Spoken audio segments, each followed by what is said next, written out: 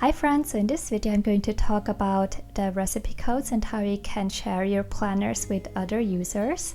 So on Planify Pro, whenever you create a planner, it usually is always unlisted like you see here. Currently I'm in my collection and I just saved this planner here, and you see it is unlisted, which means that no one can see the planner. So usually whenever you're creating a planner, no one will see it unless you set it to public.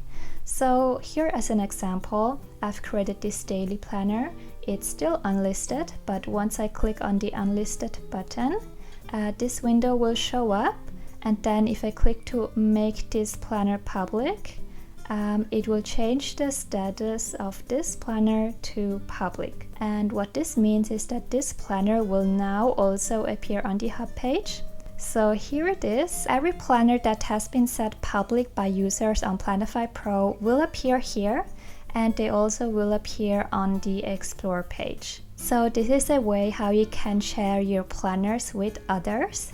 And something else to note is that every publicly shared planner has a recipe code. So the small code you see up here is a recipe code.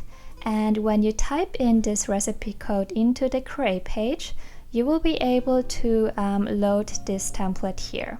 Now I just copied the recipe code of the daily planner I just set to public before.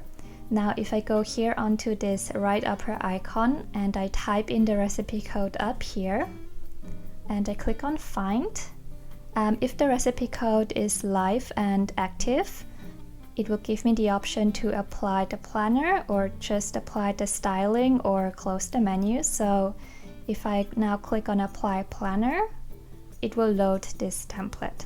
So this is a quick way where you can share your templates with others. So if you have a friend who also is on Planify Pro and you would like to share your templates with them, then you can set your planners to public, and then you can also share your recipe codes with them. So if you have any questions, feel free to always message me on Instagram or Facebook, and I will try to respond to your questions as quickly as I can.